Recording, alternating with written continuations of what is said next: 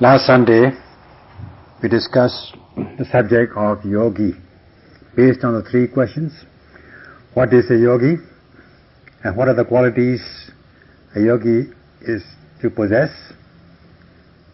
And the benefits or objectives of such a yogi who possesses these kinds of qualities one by one from the theoretical and practical aspects. Sayadaw also mentioned the three stages of energy: virya, courageous effort; initial launching energy, the stepped up, boosted energy in order to overcome sluggishness; and finally, the progressive energy or energy of persistence until one realizes the goal of the practice. To put it down to practice, such a yogi is to note every arising object, beginning with the main object, not to lose the focus, not to miss the mindfulness,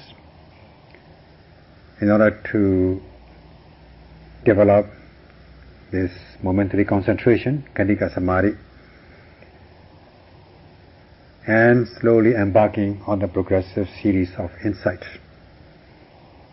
In order to achieve that, the yogi has to be alert, exert energy, courageous effort, every second, every moment of the practice, continuously. If one exerts energy in this way, then one is said to have come to possess this kind of quality. If one possesses a certain amount of quality, then one is a yogi to that extent. And if one possesses much or considerable amount of this quality of energy, then one is a yogi to that extent. And if one fully possesses this kind of quality, that is heroic energy, then one becomes full or complete yogi.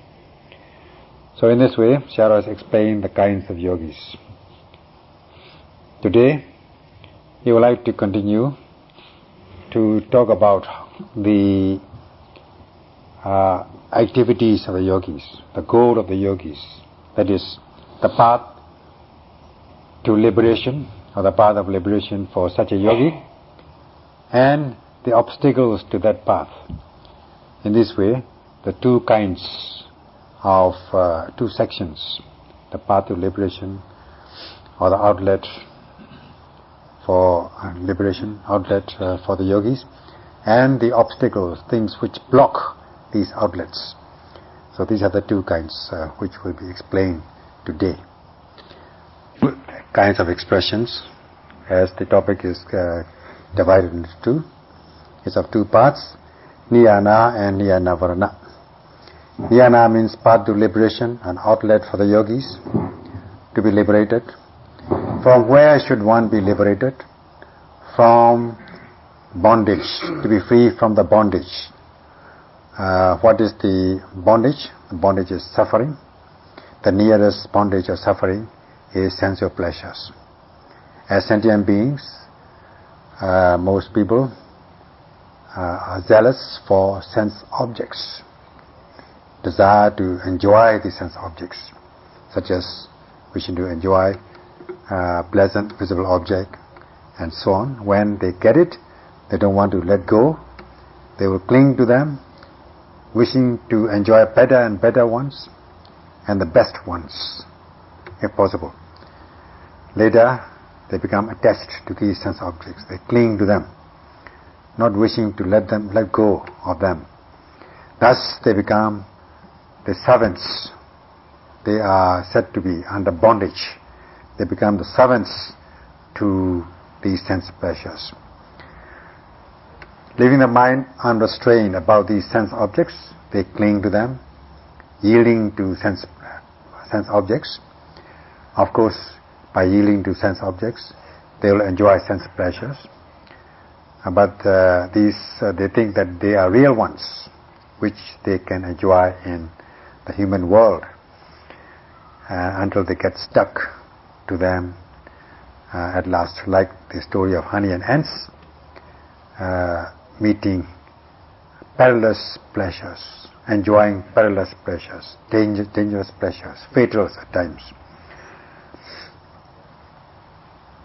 Therefore, they cling to these sense of pleasures, thinking that they are the real ones. This is the enormous, huge bondage. So, one has got to find suitable methods to be free from these enormous bondage, to be free from these bondage, from sufferings. So one has to find the means in order to find an outlet or to be liberated from suffering. This is called niyana, in the essence of niyana, path to liberation, an outlet to be liberated. And the reverse of that means there are states which block these outlets, obstacles to this path of liberation, and they are known as niyana varana or simply avarana. They are the blocks, they block the outlet, they are the obstacles to the path. There are 8 niyanas, 8 means of liberation, or 8 outlets or pathways to liberation, and 8 avaranas, 8 obstacles to the path or to the outlets, the obstacles which block the path. As for niyana, outlets or path to liberation, they are of 8 kinds. The first one is nekkhamma, rendered as renunciation. Second one is abhyabhada, non-ill will. Third one is aloka sanya, perception of light, or mindfulness in a vigorous manner. Fourthly, avekepa, non-distraction. The fifth one is dhamma vavotana, resolution of good and bad, or ability to distinguish between what is kusala and what is akusala. The sixth one is jnana, knowledge of the realities of mind and body, such as the discernment of mind and body and the cause and effect relationship. The seventh one is pamojja, delight. And the eighth one is kusala dhamma, blameless deeds. And the opposite states, that is, the obstacles which block these outlets, avaranas, are of 8, and they are: the first one is kamachanda, zeal for sense desires, sense pleasure, sense objects; vyabhada, ill will; and third one is tinamida, sloth and torpor, sluggishness; fourth one is audecha, distraction; the fifth one is vichikecha, uncertainty; the sixth one is avidya, ignorance; and the seventh obstacle is arati, non-delight in the practice of the Dhamma. And the eighth one is akusala dhamma, blameworthy deeds or unwholesome deeds. So these will be explained in pairs. So these will be explained in pairs: niyana and niyana varana, path to liberation or outlets, and obstacles to these outlets or the path to liberation. Now the first pair is nekkhamma and kamachanda.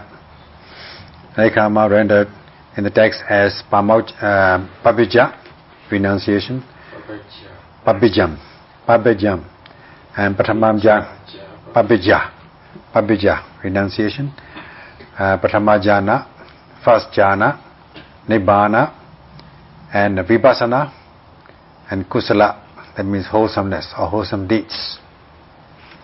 So this will be, although the renderings are given as such in respect of nekama, explanation will be will be concerned with the practical aspects which concern the practitioners in the immediate sense. So we have this one rendering of nekama as pabbeja. In essence, in practice, becoming a monk, nun, or yogi.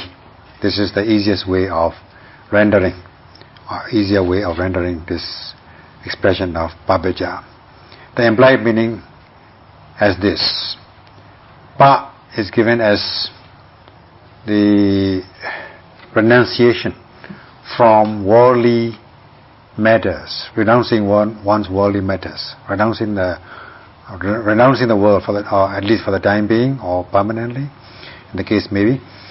And vaja is going and staying in a center, in a place where one can extinguish the fires of kilesas, either a monastery or a center where in the form of yogi or monk, to extinguish these, wherever one can practice to extinguish these fires of kilesas. So that begins nekama, renunciation. Renunciation begins at this point. One leaves behind all one's matters, affairs, business affairs, educational affairs, domestic affairs, sensual pleasures, and so on, at the time of one's practice, as though they don't concern the practitioner, they don't concern the yogi or the monk. So one leaves behind these things totally for 1 week, 2 weeks, 1 month, and so on, as the case may be. And this is given by the expression pa of pabbeja. And vaja means going and staying in a place, in the center or monastery, in the form of, in one form, in one appearance, as yogi and so on. So where do they go? As given by the expression asama, a place where one can extinguish the fires of kilesa, such as raga, dosa, moha. Nowadays you might call it Dhamma center or Vipassana center or meditation center. These are the places where one can extinguish the fires of raga, dosa and moha in the appearance of a yogi, monk, nun and so on.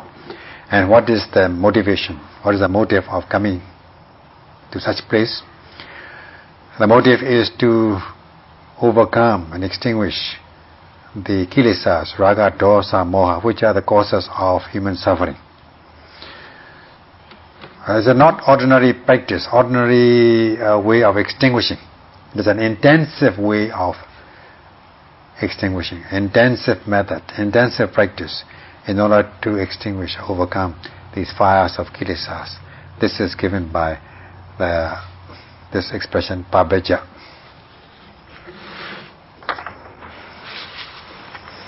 Most people have to endure these sufferings, such as the fire of lust burns, they are ablaze with the fire of craving when it comes to lustful objects, desirable objects, and they are unable to extinguish these fires, this kind of fire. And when they meet undesirable objects, and they are ablaze with this dosa fire, and they are unable to, they are at a loss to extinguish such fire, leading to all sorts of immoral deeds. And if they are not clear-cut or hazy or confused about the events, about the truth of the matter, they are said to be overwhelmed or ablaze with the fire of moha, delusion, and this will be always within the minds of the yogis, in the minds of the people. So they all will lead to unwholesome deeds, harming oneself and others. So if one commits unwholesome deeds, one is bound to reap unwholesome benefits, unwholesome results. That means suffering as a result of these impurities, raga, dosa and moha, craving, aversion and delusion. They are the root cause or root causes of human suffering. If one ponders, one is bound to realize that they are the culprits. If one detests suffering, if one does not like to endure suffering, all one has got to do is to extinguish these causative fires of raga, dosa and moha. This is very important. When ordinary fire takes place, people do all sorts of preventive measures or measures to extinguish them with all sorts of equipment, and if they cannot extinguish the fire, they escape from the fire or call the fire brigade to extinguish the fire. This is about the ordinary real fire. They are very careful about real fire. However, they are very careless about these kilesa fires or raga, dosa, moha, which are ablaze all the time, and they are not mindful, they are not careful, they do not remember to extinguish these kinds of fires, and if they are asked to do it, they will give all sorts of excuses to avoid, to evade, to extinguish these fires of raga, dosa and moha. Therefore, these unwholesome roots are the causes for human suffering. While they are occurring, they will stain the mind, and in the future also, one is bound to endure suffering. So it is very important to extinguish these fires of kilesas. If one is enjoying human pleasures, worldly pleasures, they are like playing with fire. Of course, in the beginning they will not be aware of the nature of this fire, that they are very hot and they can burn you. But later on, being burned by these, ablaze with these fire of kilesas, they become weak, and then they cannot do anything.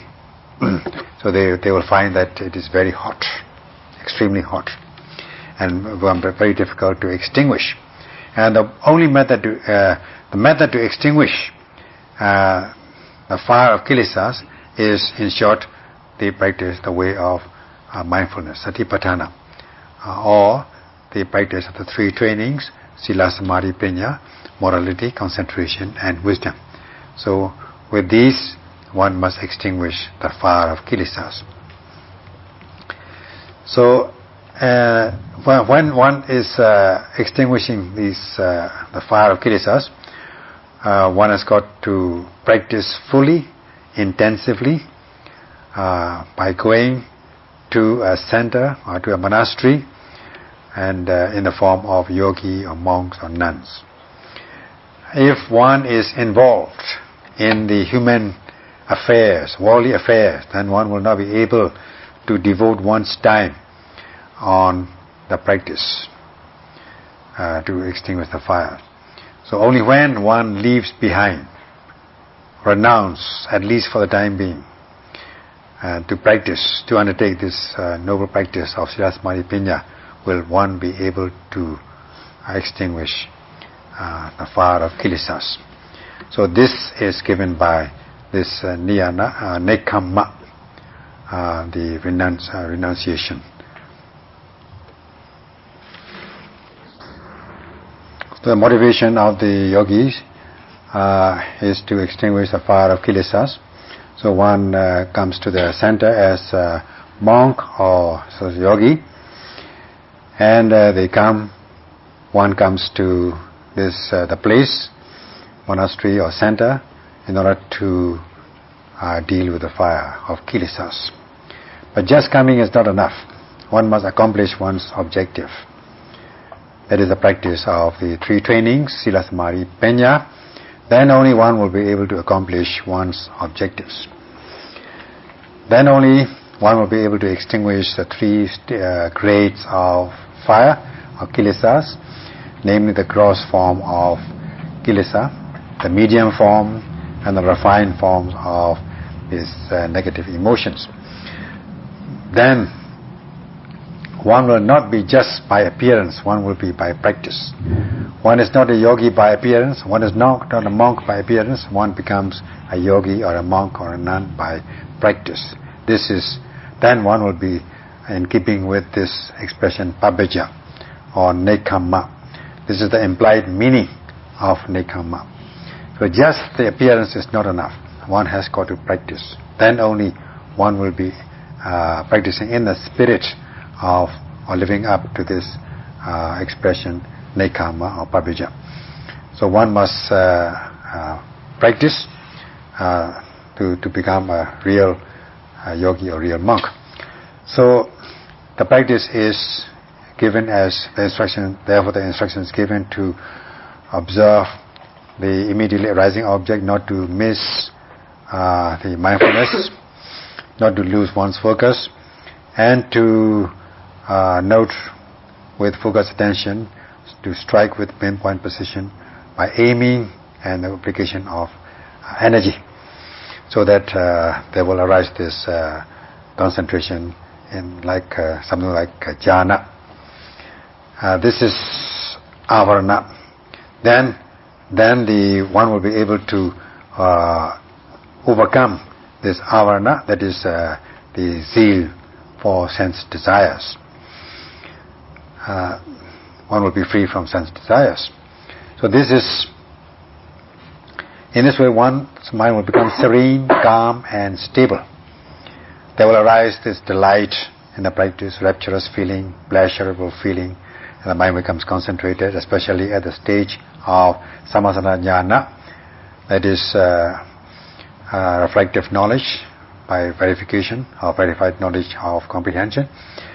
One will be able to become concentrated with the jhana, with the 5 jhanic factors, namely vitakka, vichara, piti, sukha, ekaggata. These are the 5 jhanic factors. So the one is said to have reached the concentration like the first jhana. So then one is said to have moved or changed from sensual pleasures to outlet, freedom from sensual pleasures. This is the outlet. This is the path to liberation. Freedom from sensual pleasures. Therefore, one realizes one is able to concentrate in something like the first jhana. Then one is said to be freed from or liberated from this obstacle to the path, obstacle to the outlet, namely kamechanda, zeal for sense pleasures. And this is nekkhamma, renunciation. To put it down to practice, yogis are noting when they are sitting, paying attention to the abdomen and focusing their attention and noting, following the main object of rising and falling with the application of aiming. This is vitakka, one of the jhanic factor. And as much as one aims, one is bound to strike the object with pinpoint precision. This is jhanic, the form of jhanic, the sense of jhana. As much as one aims, as much as one aims one's noting mind towards the object of observation, one is bound to rub. This is the rubbing aspect of mindfulness. One is bound to strike or hit or rub the object of observation. This is the second factor of jhana, namely vichara. So every time one aims, one's noting mind, one's consciousness or mind is bound to rub or stick to the object of observation. Then one will become satisfied with one practice. There will be rapturous feeling. And one will be delighted, one will be satisfied. Knowing that one is not like before, one has advanced, one has become delighted in the practice. This is piti, especially at the stage of samasana jnana, verified knowledge of comprehension. One comes to realize these characteristics, individual characteristics as well as common characteristics.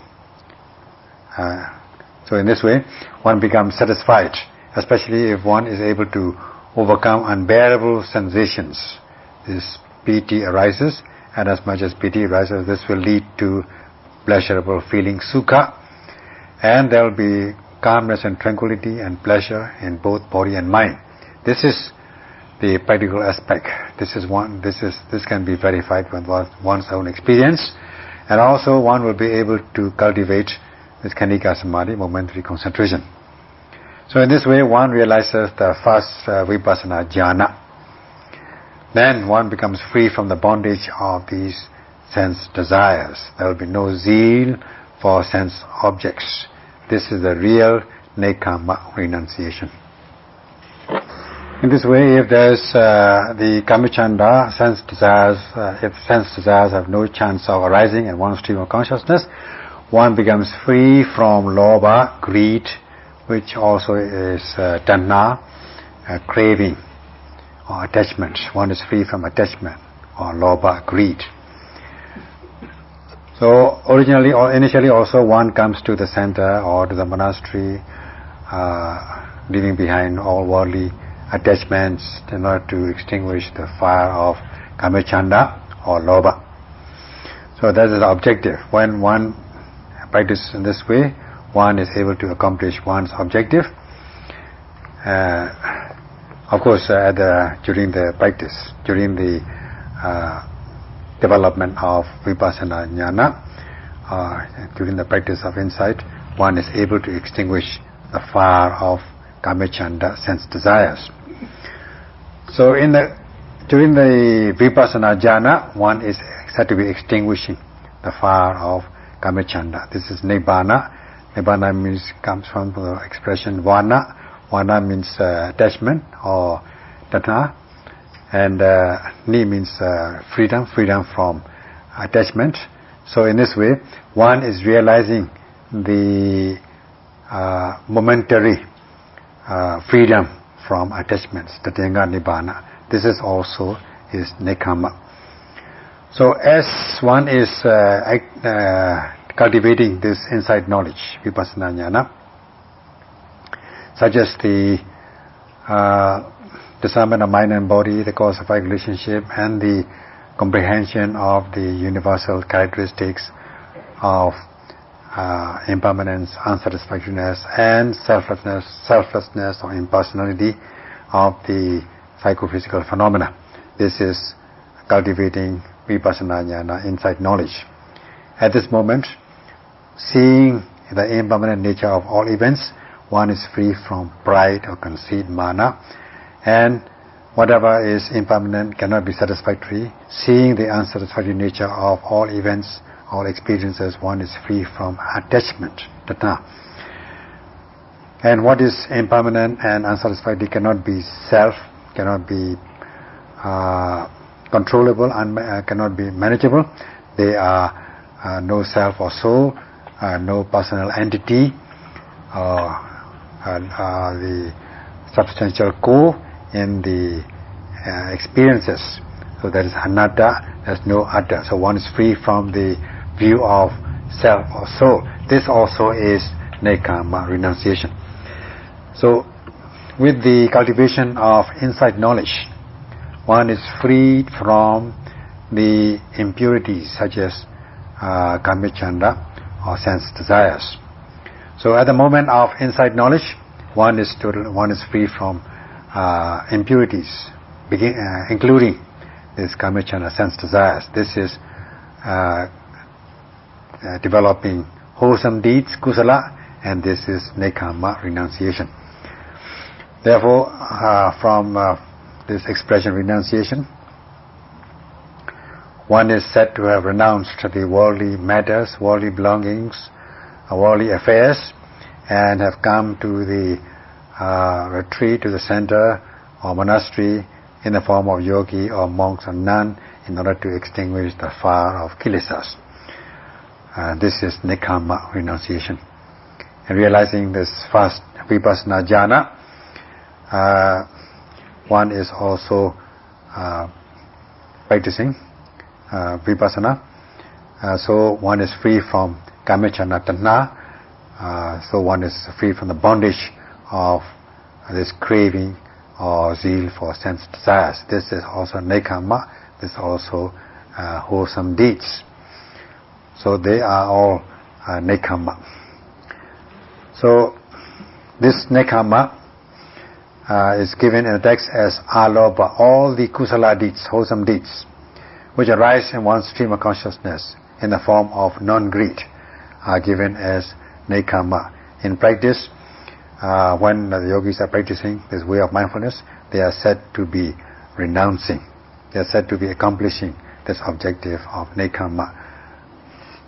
Yep, so we'll stop here for the evening. Sadhu, sadhu, sadhu.